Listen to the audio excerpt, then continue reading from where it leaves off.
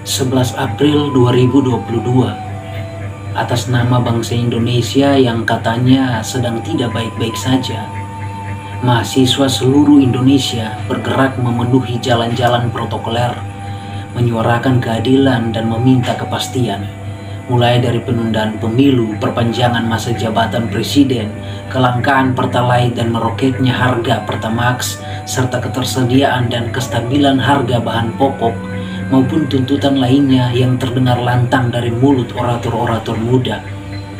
Mahasiswa seakan mengirimkan pesan bahwa kami juga pernah menulis sejarah peradaban bangsa ini dengan darah dan nyawa dari senior-senior kami. Pengorbanan itu kami kenang sebagai pembakar semangat untuk bereaksi manakala ketidakadilan dan kesewenang-wenangan dipertontonkan secara gamblang di depan publik.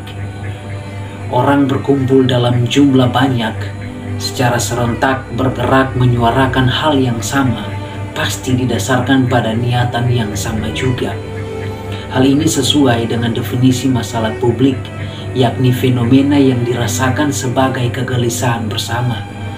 Terlepas dari setuju dan tidak setujunya aksi mahasiswa ini, bagi saya, semua tuntutan mahasiswa ini dirasakan juga oleh kita saat ini.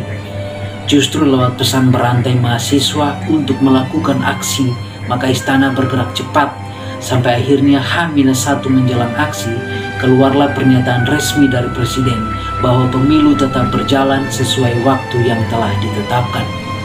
Dari sini kita belajar bahwa memanfaatkan teknologi kekinian dalam melakukan aksi kemanusiaan dan menyuarakan kebenaran jauh lebih efektif. Resiko chaosnya lebih kecil dibanding saat kita panas-panasan di jalanan. Sebab disadari sungguh bahwa memobilisasi massa dalam jumlah besar memang tidak mudah. Kemungkinan menyusupnya penumpang gelap sangat terbuka lebar.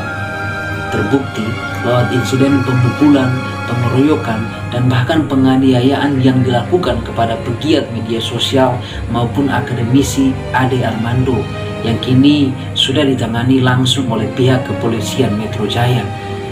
Setiap orang ada masanya, setiap masa ada sejarahnya. Kawan-kawan tidak bisa mengulang kembali peristiwa 98 saat mahasiswa berhasil menduduki gedung DPR MPR dan mendesak Soeharto mundur dari jabatannya. Tapi, kawan-kawan bisa menulis sejarah sendiri dengan cara-cara yang lebih kreatif tanpa mengurangi nilai-nilai superior sebagai mata dan telinga rakyat. Kebenaran memang harus terus disuarakan. Keadilan harus tetap diperjuangkan. Kita tidak mau seperti Bhisma dalam cerita Mahabharata yang paham betul tentang prinsip dan nilai kebenaran, tetapi memilih bungkam saat Duryodhana bertindak biadab dan melecehkan Drupadi dalam sidang istana.